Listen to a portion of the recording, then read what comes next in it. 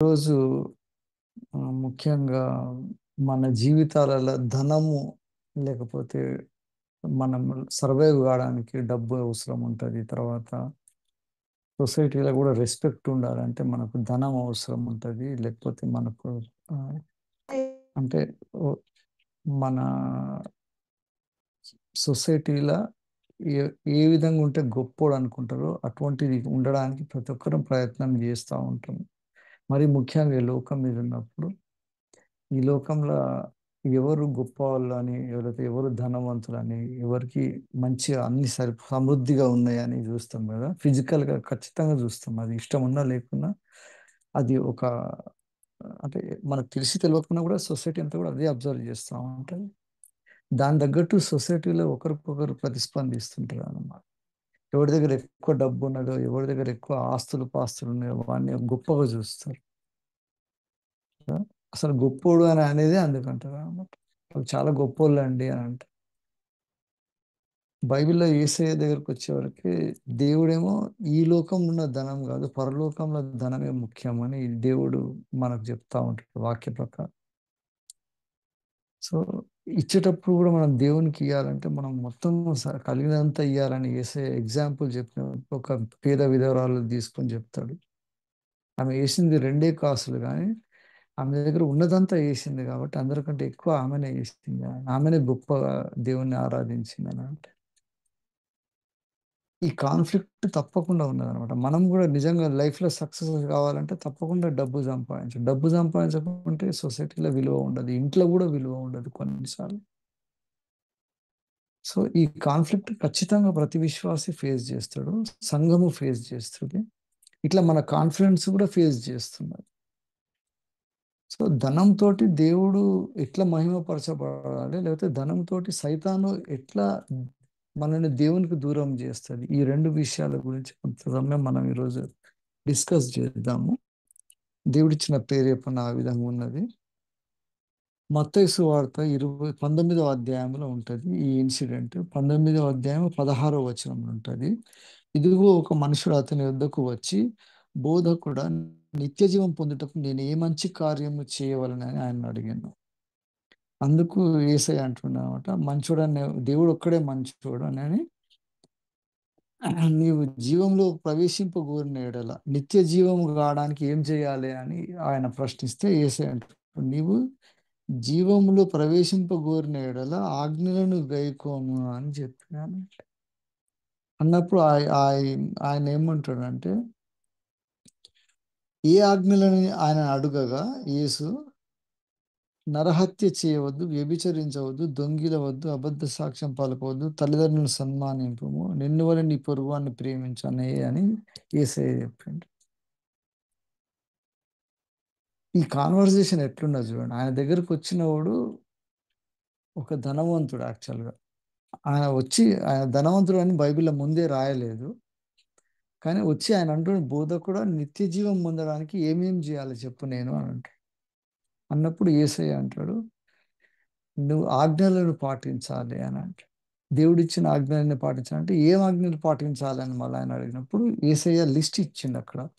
List ఇచ్చినప్పుడు కావాలని యేసయ్య కూడా మనుషుల ఆలోచనను బట్టి జవాబిస్తుంటాడు చూడండి. ఆ 10 ఆజ్ఞలలో మొదటి ఆజ్ఞ యేసయ్య చెప్పలేదు అని, మొదటిది వదిలేసింది. నీ దేవుణ్ణే పూజించాలి, దేవునిలాగా వేరే ఏ రూపాన్ని దేన్ని ఏది చేసుకోకూడదు, దేవుడైన యెహోవానే సేవించాలి అంటాడు. ఇతరులను ఏది కూడా మొక్కకూడదు అని అంటాడు కదా. అసలు అది ప్రధానమైనది ఫస్ట్ ఆజ్ఞ, కానీ యేసయ్య దాన్ని చెప్పడు అనమాట.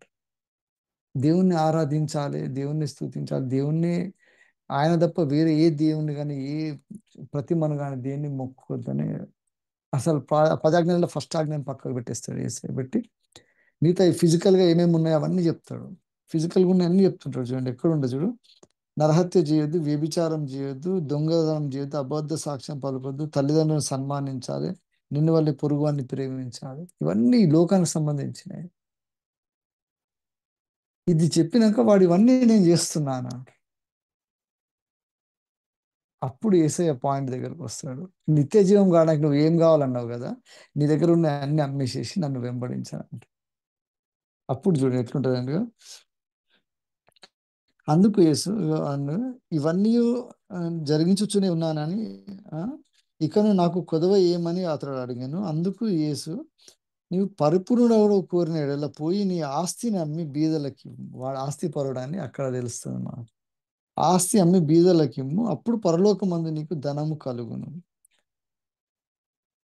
అన్నమాట. వాని ఇంట్రెస్ట్ అంతా కూడా ధన సమృద్ధిని ఎట్లా చేయాలని, ధనం సంపాదించుకోవాలనే ఉంటుంది అన్నమాట. సో వానికి అక్కడ దేవుడు ధనం వానికి ధనమే వాని దేవుడు అయిపోతాడు అన్నమాట.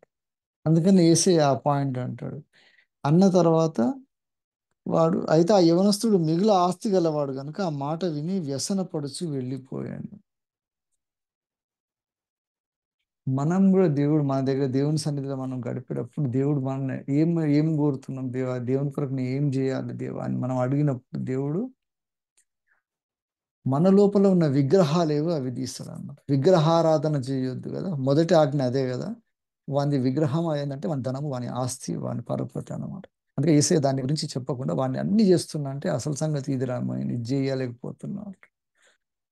మనం కూడా దేవుని దగ్గరకు వచ్చినప్పుడు మనం what we what we have to offer to him అన్నప్పుడు దేవుడు అంటామాట, నేను కాకుండా అంతకంటే ముఖ్యమైన ప్రయారిటీ నువ్వు ఏదైనా పెట్టుకున్నావంటే అది ఫస్ట్ దీన్ని వదిలేసేదాన్ని, అప్పుడు నీకు పరలోకంలో ఉంటుంది అంటే అదే ఉంటుంది. ఎక్కడ ధనం ఉంటుందో అక్కడ మన మైండ్ ఉంటుంది అని దేవుడు రాస్తాడు. లూకాసు వార్తనే ఉంటుంది.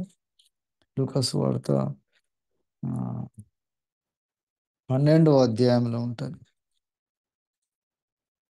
ఏమని ఉంటుంది అంటే 12:20-33లో ఉంటుంది. మీకు కలిగిన వాటిని అమ్మి ధర్మము చేయుడి, పాతగిలని సంచులను పరలోకమందు అక్షయమైన ధనము సంపాదించుకున్నది, అక్కడ దొంగరాడు చిమ్మెట కుట్టదు. మీ ధనం ఎక్కడుండునో అక్కడనే మీ హృదయం ఉండును అని అంట. అదనమాట. అందుకే ఈ లోకం రీతి కూడా మన లోకంలో మనకు ఏ ధనం కావాలని మనం ఆశపడతాం, ఆస్తులు సంపాదించుకోవాలని, స్టేబుల్గా ఉండాలని, ఇన్సెక్యూర్ ఫీల్ కావద్దని కొంతమంది బ్యాంకులలో అయితే ఇంట్లో బంగారం పెట్టుకుని వాళ్ళు కంఫర్టబుల్గా ఉంది, రేపు ఏమైనా అయితే నాకు ఈ డబ్బు నాకు పనికి వస్తుంది అనుకుంటా. మనం బ్రతకడానికి ఈ లూకస్ వార్తల పైన అధ్యాయాలన్నీ చదువుతుండని ఏం తినాలో ఏం తాగాలని ఎందుకు వరి అవుతున్నారు మీరు, ఆ పిచ్చుకల కంటే మీరు శ్రేష్ఠులు కదా, అవన్నీ అక్కడ రాస్తారు. అది పైన అంతా అదే ఉంటుంది. ఉన్నాక ఏం వస్త్రాలు వేసుకోవాలి, ఏం చేసుకోవాలని కూడా ఈ లోకపు జనులు వీటన్నిటిని వెతుకుదురు. ఇవి మీకు కావాల్సి ఉన్నామని మీ తండ్రి తెలియను, మీరైతే ఆయన రాజ్యమును వెతుకుడి, దానితో కూడా మీకు ఇవి అనుగ్రహించబడతాయి అంట. ఇదే సేమ్ అన్నమాట. దేవుడు వాడిని టెస్ట్ చేసినప్పుడు దేవుని కంటే ఎక్కువగా ఏది ప్రేమిస్తున్నావో అదే నీకు విగ్రహం అవుతుంది, అదే విగ్రహారాధన. కాబట్టి నిత్య జీవం పొందడానికి ఏం చేయాలని మనం అడిగిన దానికి యేసయ్య ఇట్లా చెప్తారు జవాబు. మనం కూడా నిత్య జీవం పొందాలంటే యేసయ్య రక్తంతో కడగబడతాం అంత.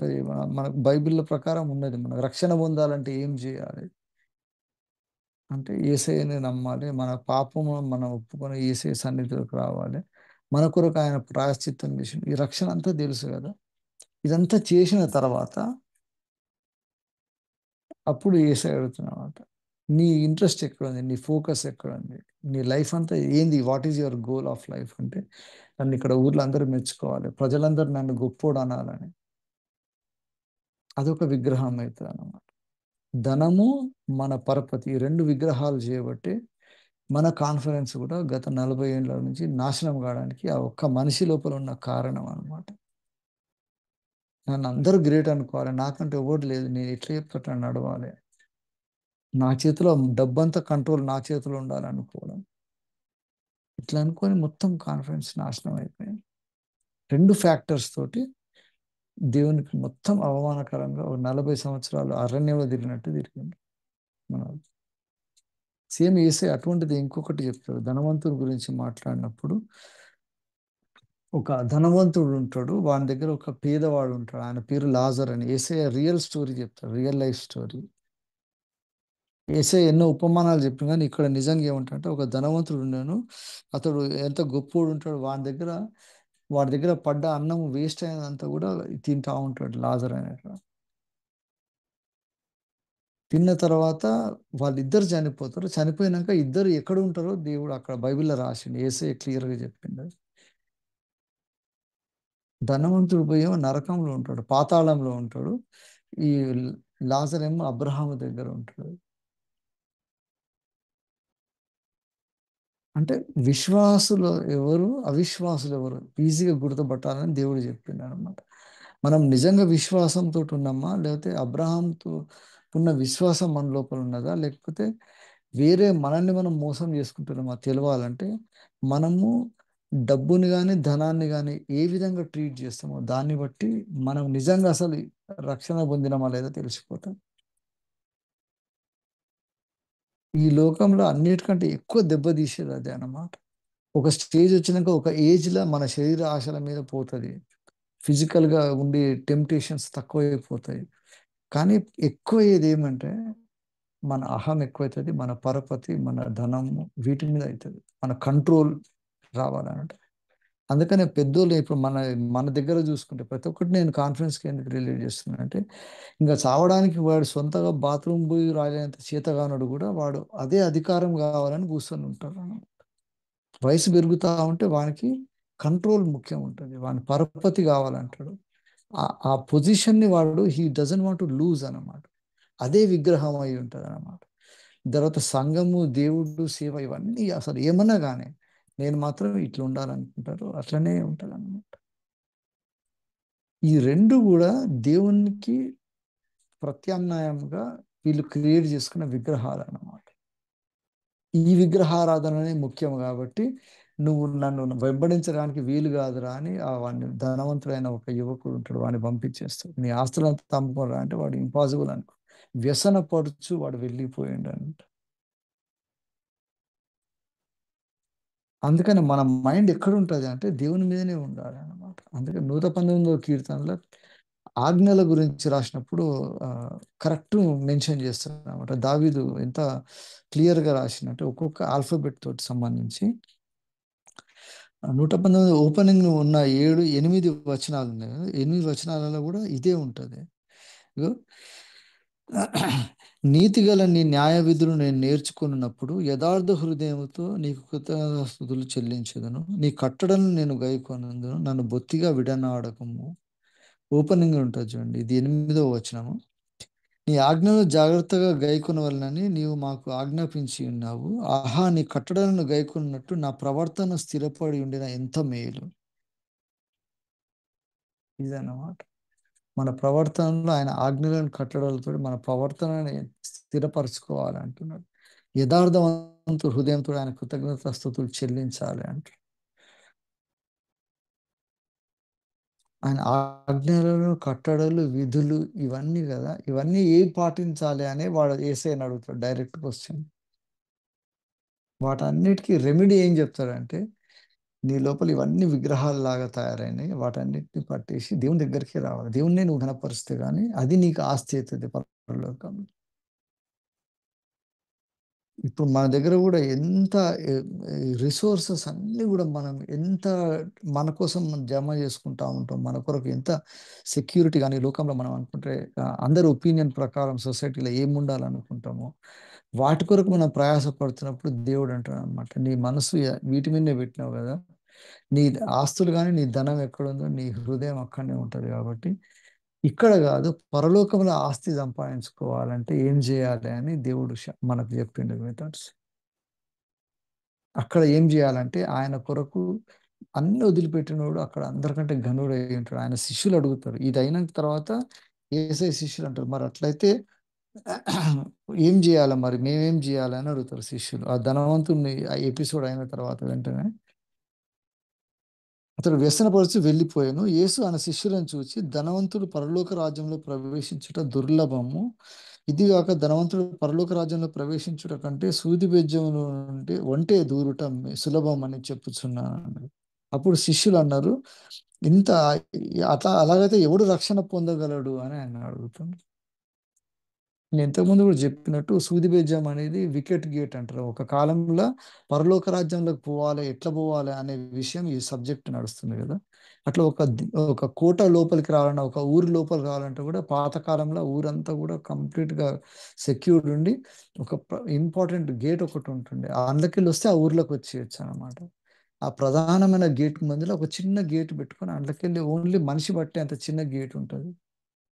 దాన్ని సూది బెజ్జాము అంటారు. లేదా నిజంగానే ఒక నీడిల్ తీసుకొని అందులోకెళ్ళి ఉంటే వస్తుంది కదా అని యేసయ్య ఎప్పుడు చెప్పలేదు. అది మన దగ్గర ఇంటర్ప్రిటేషన్లో అది ఒక తప్పు అయింది అనమాట. అందరు తప్పు అనుకుంటారు దాన్ని. సూది బెజ్జం అని దేన్ని అంటారంటే, పాతకాలంలో కోటలు గోడల దగ్గర ఉన్నటువంటి దేవరకొండలు అయితే మా దగ్గర క్లియర్గా చూసిన, ఇప్పటికీ ఎన్నో పాత పాత హవేలీలు ఉంటాయి కదా, బిల్డింగ్స్ చూడండి, అక్కడ మెయిన్ గేట్ దగ్గర ఉన్న అక్కడ చిన్నగా ఉంటుంది. ఇప్పుడు మన దగ్గర ఏదైనా జైలుకి పోతే కూడా జైల్లో మెయిన్ అదే ఉంటుంది, సింహద్వారం ప్రధానమైన ఉంటుంది. ఒక చిన్న గేట్ దగ్గర నుంచి బయటకు మనుషులు వచ్చిపోవాలి. ఏదైనా ఇంపార్టెంట్ ఉన్నప్పుడే ఓపెన్ చేస్తారు అనమాట. పరలోకం లోపలికి రావాలంటే అది దాంట్లోకి వెళ్ళి ఒంటె పోవడం ఎంత కష్టమో, ఇట్లా ఒంటె వంగిపోవాలంటే పోరాదు దాంట్లోకి వెళ్ళి.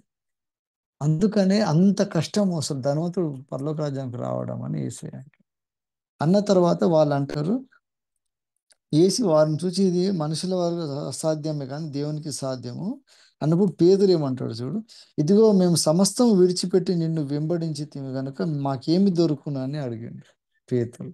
ఎప్పుడు క్వశ్చన్ చేస్తా ఉంటాడు పేతురు కదా. అప్పుడు యేసయ్య కూడా అంటున్నమాట, ప్రపంచ పునర్జననమందు మనుష్య కుమారుడు తన మహిమగల సింహాసనం మీద ఆసీనుడై ఉన్నప్పుడు నన్ను వెంబడించిన మీరును 12 సింహాసనం మీద ఆసీనులైన ఇస్రాయేలు 12 గోత్రముల వారికి తీర్పు తీర్చుదురు అంటున్నాడు. ఎటువంటి ఎలివేటెడ్ ప్లేస్ ఉంటుందో యేసయ్య చెప్తున్నాడు. మన కోసం మనం అన్ని వదిలిపెట్టేస్తే, మన కుటుంబాలు, ఫ్యామిలీ అన్ని దేవుడే ముఖ్యం అనుకొని దేవుని తర్వాతనే అన్ని అని గట్టిగా అని ఎవడనుకుంటాడు, మనకి పరలోక రాజ్యంలో ఎటువంటి ఉన్నతమైన స్థితి ఉంటుందో యేసయ్య చెప్తున్నాడు. పునర్జననమయ ప్రపంచం మళ్ళీ పునర్జననం అవుతుంది. ప్రపంచం అప్పుడు కొత్త భూమి కొత్త ఆకాశం వస్తుంది. ఆ నిత్య జీవం కలిగిన నిత్య రాజ్యంలో ఏ పొజిషన్లో ఉంటావంటే, ఈ భూమి మీద ప్రతి ఒక్కటి వేస్టే అని నువ్వు అనుకోగలిగినప్పుడు ఉంటావు. అప్పుడు నువ్వు ఆ దేవుని కొరకు ఏమేం చేస్తావంటే అన్ని దేవుని కొరకు వదిలేస్తా ఉంటావు. భార్యను, పిల్లని, కుటుంబాన్ని, ఆస్తులను ఏమైనా వదలడానికి, ఆఖరికి ప్రాణం వదలడానికి రెడీ అవుతావు అన్నమాట. అప్పుడు యేసయ్య అంటుండు, వీడు నిజంగా నన్ను ఆరాధిస్తున్నాడు కదా, దేవుణ్ణి ప్రేమించడం అంటే ఇది కరెక్ట్ అని చెప్పేసి. అక్కడ నిత్యరత్వంలో ఏముంటుందంటే, నువ్వు నా ఎంబడి ఉండి తీర్పు తీర్చే పరిస్థితికి వస్తావు అన్నట్టు. బైబిల్ ఇంకో దగ్గర ఉంటుంది, విశ్వాసులందరూ దేవదూతలకు కూడా తీర్పు తీర్చే పరిస్థితిలో ఉంటాం మనం. ఆడ తీర్పు తీర్చాలంటే మనం ఈ భూమి మీద కూడా తీర్పు తీర్చేది రావాలి మనం. అంటే ఒక నరకం పోతాడా పరలోకం పోతాడా అని తీర్పు తీర్చడం అది దేవుని వశమైంది, మనం తీర్చకూడదు అది. కానీ మన మన ప్రపంచంలో మన లోకంలో జరిగే ప్రతి విషయంలో కూడా ఏది రైటా రాంగా ఈ డిసైడ్ చేసి, ఇది రాంగ్ అని డిసైడ్ చేసినప్పుడు దాని ఏది రైటో దాన్ని కూడా వెళ్తూనే ఉండాలి మనం. అట్లా పోగలిగిన వాడు తీర్పు తీర్చడానికి యోగ్యుడవుతాడు అన్నమాట. అటువంటి మనం మనల్ని తీర్పు తీర్చుకుంటాం అన్నమాట. తీర్చుకొని మన లోపల ఏమేమి తప్పు ఉన్నాయో వాటన్నిటిని కనుగొని వాటిని యేసయ్య సన్నిధిలో సరి చేసుకుంటాం. ఇప్పుడు మన లోపల ఏం విగ్రహం ఉంది అనేది క్వశ్చన్ అన్నమాట. మనం చేసే ప్రార్థనలు, చాలా మంది చేసే ప్రార్థనలతోటి అర్థమైపోతుంది వాళ్ళకి ఏమేమి ఉన్నది లోపల ఆశ. మనం ఎంత మెచ్యూర్ కావాలంటే, దేవుడు అంటుండు, నా కుమారుణ్ణి నేను మొత్తం అప్పగించిన కదా, అట్లా మీరు కూడా మొత్తం నాకు అప్పగించుకుంటే మీకు నా కుమారునితో ఉన్న హోదా ఇస్తా అంటున్నాడు అన్నమాట. అది నిత్యత్వములో ఉంటుంది. ఇప్పుడు కొంతకాలం ఉన్నాక మనం అయిపోతుంది కదా, మనం జీవితకాలం అయిపోతుంది. మనం చనిపోయిన తర్వాత ఒక 5 ఏళ్ళు, 10 ఏళ్ళు, 20 ఏళ్ళు, 30 ఏళ్ళు ఒక తరం గుర్తుపెట్టుకుంటుంది. నెక్స్ట్ తరానికి మనం ఎవరో కూడా అవసరం ఉండదు. ఇంకా ఈ కాలంలో అయితే అసలు ఈజీగా మర్చిపోతున్నాం. డబ్బు లోకం ఎంత బిజీ అయిపోయిందంటే అసలు nobody has any any any memory of what our forefathers are. నేను ఏ విధం నుంచి ఎట్లా పైకి వచ్చిన కదా, నన్ను ఎవరు కాపాడిండు, ఎవరు చదివిపించిండు, ఇవన్నీ ఏం లేవన్నమాట. ఎవడెంత డబ్బు సంపాదిస్తే వాడు గొప్పోడు, వాడిలాగా నేను కూడా గొప్ప కావాలనేది ఆలోచన వస్తుంది. ఇటువంటి కృతజ్ఞత లేకుండా తయారవుతాం అన్నమాట. దేవుడు నా కొరకు ఇంత చేసిండు కదా, నా ప్రాణమే ఇచ్చిండు కదా నా కొరకు అని ఆయన కృతజ్ఞతగా మనం ఏమి చేయాలి అనేది ఆలోచించాలి. మన దగ్గర చూసుకుంటే ఇప్పుడు మిషనరీస్ ద్వారా దేవుడు వచ్చి ఏమేమో తయారు చేసిన మనందరికీ రక్షణ భాగ్యం నుంచి మొదలు పెట్టుకుంటే చదువు, ఎవ్రీథింగ్. ఇప్పుడున్న జనరేషన్కు ఒక 2-3 తరాల నుంచి చూసుకుంటే దేవుడు ఏ విధంగా దేవుడు కాపాడితే మనం ఇంత ఈ స్టేజ్కి వచ్చినాము అని ఆ కృతజ్ఞత భావం లేనప్పుడు మనము ఎంతో సంపాదిస్తున్నాం, మనం ఎంతో గ్రేట్ అని మన లోపల మన అహం వస్తుంది. మన చుట్టుపక్కల ఇప్పుడున్న పరిస్థితులను చూసి మనం ఎవడు గొప్పోడో వాడే ఎక్కువ ఆశీర్వదింపబడ్డాడనే ఆలోచన విధానం పోతుంది. అప్పుడు దేవుడు అంటాడు, ఇన్ని విగ్రహాలు పెట్టుకొని నువ్వు మళ్ళీ నా కుమార్తెలా ఎట్లుంటావు అంటే, అవన్నీ వదిలిపెట్టాలి అని దేవుడు ఒకవేళ అడిగితే అప్పుడు ఆ ధనవంతుడు ఉన్నాడు వానిలాగా మనం కూడా వ్యసనం పడతాం. ఇవన్నీ అవసరమా అసలు? దేవుని చిత్తం కాదేమో, లేకపోతే మన ఫ్యూచర్లో మన పిల్లలకి ఏం వదిలిపెట్టాలి? దేవుని ఆత్మ నడిపిస్తూ ఉంటుంది, ఇట్లా పోవాలి, అట్లా చేయాలి, అట్లా చేయాలి చెప్పినప్పుడు దాని ప్రకారం పోగలిగిన వాడు నిజంగా కూడా దేవుని ఆలోచనను నెరవేర్చగలుగుతాం అన్నమాట. మనం చంపాల్సిన ముఖ్యం ఏంటంటే మనకున్న శరీరంతో మనకున్న ఆశలు ఇవన్నిటికంటే ముఖ్యంగా ఆయన ఆజ్ఞలు పాటించాలన్నప్పుడు ప్రధానమైన ఆజ్ఞ ఏంటంటే నీ లోపల ఎటువంటి విగ్రహం పెట్టుకోవద్దు. దేవుడే నీకు అయి ఉన్నాడు. ఆయన దేవుడు తప్ప ఇంకెవరిని ఆరాధించవద్దు, including your own person, your own family or your assets. ఇవన్నిటిని వదిలిపెట్టగలిగే మనస్తత్వం మనం డెవలప్ చేసుకున్నప్పుడు దేవుడు అంటాడు అనమాట, నీతోటి నేను పని చేస్తున్నాను, ఇవన్నీ చేస్తే నాకు నీ చేతులు ఏమున్నది తీసుకో అంటాడు. మన చేతిలో ఏది ఉంటే దాన్ని దేవుడు ఆశీర్వదించి గొప్పగా చేయగలుగుతాడు. అట్ట ఆ చిన్న రాయి ఉన్నప్పుడు ఆ రాయితోటి దేవుడు యుద్ధాలు గెలిచింది. అట్ట చిన్న రొట్టెలు 2 చేపలు అవి ఉన్నప్పుడు దాంతో ఎంతో మందికి పనికొచ్చింది. అందుకనే సామెతల గ్రంథంలో సొలొమోన్ అంటాడు, డబ్బు గురించి రాసినప్పుడు ఆ, ఎవరి దగ్గర డబ్బు ఎక్కువ ఉన్నదని రాసినప్పుడు సామెతలు 10వ అధ్యాయంలో ఉంటుంది. 10వ అధ్యాయం 2వ వచనం, భక్తిహీనుల ధనము వారికి లాభకరం కాదు అంటున్నాడు. నీతి మరణం నుండి రక్షించును అంటాడు. నీతి మరణం నుండి రక్షిస్తుంది, డబ్బు రక్షించదు. అది మరణం. భక్తిహీనులు ధనం సంపాదించుకుంటారు, ఆ ధనంతో లాభం లేదు. సో మనము ఏ ధనం సంపాదించాలంటే నీతి అనే ధనం సంపాదించుకోవాలి. దాంతో పునర్జననం కలుగుతుంది, పునర్జీవం కలుగుతుంది. ఆ యంగ్ బాయ్ వచ్చినప్పుడు, ఆ ధనవంతుడు వచ్చి యేసయ్యని అడిగినప్పుడు యేసయ్య చెప్తాడు, ఆయన నిత్య జీవం గురించి ఏం చేయాలని అడిగినప్పుడు యేసయ్య ఈ విషయం చెప్తాడు కదా. చెప్పినాక శిష్యులందరూ అడిగినప్పుడు శిష్యులకు కూడా చెప్తాడు, అన్ని వదిలిపెట్టేసి నాతో వచ్చినప్పుడు నువ్వు పరలోకంలో నాతో కూడా రాజ్యం ఏలుతారు, మీరు మీరు తీర్పు తీర్చే కెపాసిటీ మీకు ఇస్తానని అంటాడు కదా. అన్నాక యేసయ్య లాస్ట్ చివరిగా అంటాడు, ఏమంటాడు, ఆ, మొత్తం 19వ అధ్యాయంలో ఉంటుంది చూడు, చివరిగా ఏమంటున్నంటే యేసు వారితో ఇట్లనను, ప్రపంచ పునర్జనన మందు మనుష్య కుమారుడు తన మహిమగల సింహాసనం మీద ఆసీనుడై ఉండునప్పుడు నన్ను వెంబడించిన మీరును 12 సింహాసనం మీద ఆసీనులై ఇశ్రాయేలు 12 గోత్రముల వారికి తీర్పు తీర్చుదురు. నా నామం నిమిత్తం అన్నదమ్ములనైనను అక్క చెల్లెలనైనను తండ్రినైనను తల్లినైనను పిల్లలనైనను భూములనైనను ఇండ్లనైనను విడిచిపెట్టి పెట్టిన ప్రతివాడును 100 రెట్లు పొందును. ఇదిగాక నిత్య జీవము స్వతంత్రించుకొనును అని చెప్తున్నారు. ఇదనమాట, నిత్య జీవము స్వతంత్రించుకోవాలంటే ఇవన్నీ వదిలిపెట్టే ఆలోచన ఉండాలన్నమాట.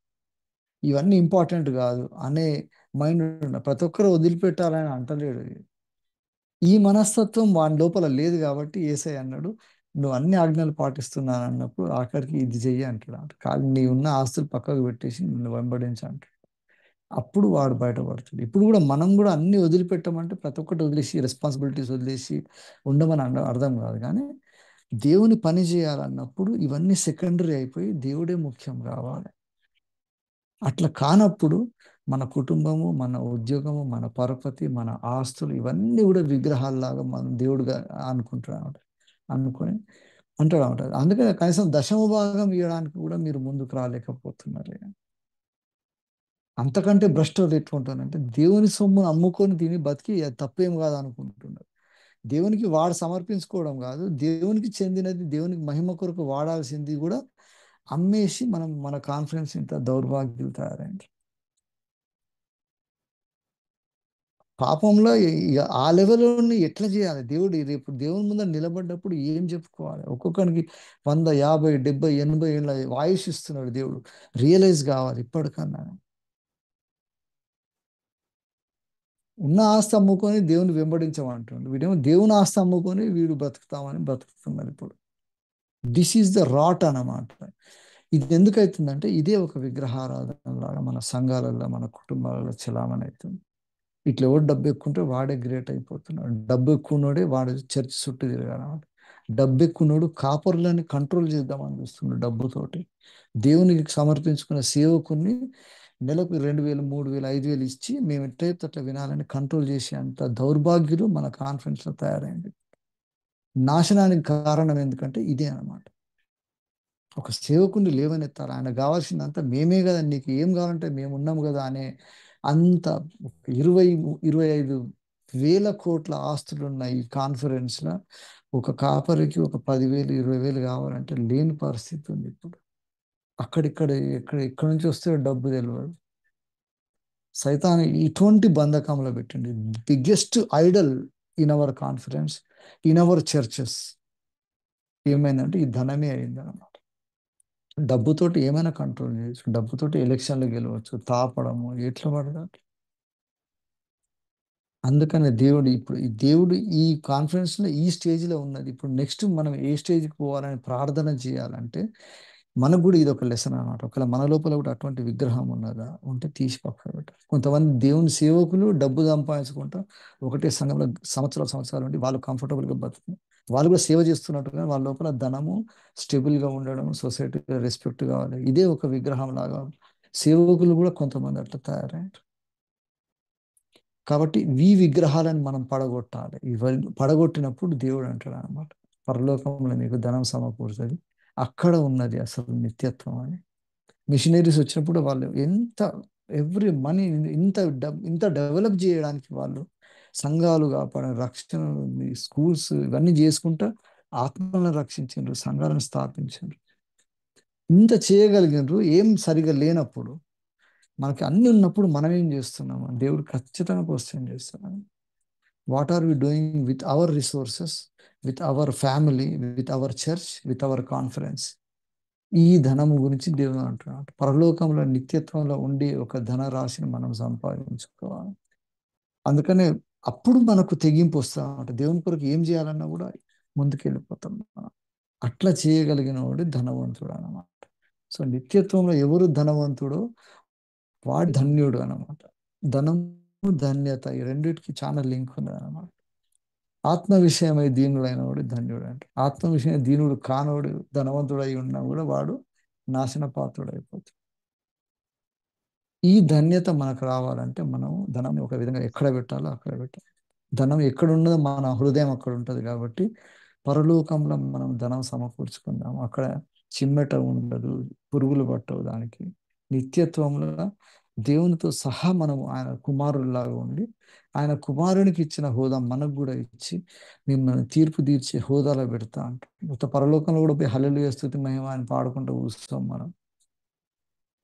ఇప్పుడు దేవుని ఆరాధిస్తాం, అక్కడ కూడా దేవుని ఆరాధిస్తాం, కానీ అక్కడ కుమారుని లాగా ఆరాధిస్తాం. ఇప్పుడు ఈయన మనం మనుషులం, ఆయన దేవుడు. అక్కడ పోయినాక మీకు నిత్యత్వం ఉంటుంది కదా, దేవుడికి ఎట్లా నిత్య జీవం ఉందో మనకు నిత్యత్వం ఉంటుంది. అప్పుడు పునః స్థితి స్థాపన జరిగినాక ఈ ప్రపంచంలో అప్పుడు నిత్యత్వం ఉంటుంది. ఆ నిత్యత్వం ఆలోచించినప్పుడు ఇప్పుడు మనం ఎవడో అవమానిస్తుండో ఎవడేమనుకుంటుండో ఇవన్నీ వెనకకొస్తాయి. అన్నిటికంటే ముఖ్యం దేవుణ్ణి గొప్ప ఘనపరచాలి, దేవుణ్ణి ఆరాధించాలి. దేవుని ఘనత కొరకు ప్రాణమైన ఇస్తా, కుటుంబాన్ని ఆయన ఇస్తా, ప్రతి ఒక్కటి వదిలేసుకుంటా అనే ఆలోచన యాటిట్యూడ్ ఉంటుంది కదా, వాడి అసలైన ధనవంతుడు. దేవుడిచ్చిన కొద్ది ఆలోచన బట్టి దేవునికి మహిమ కలుగును గాక. థ్యాంక్ యూ పాస్టర్ గారు.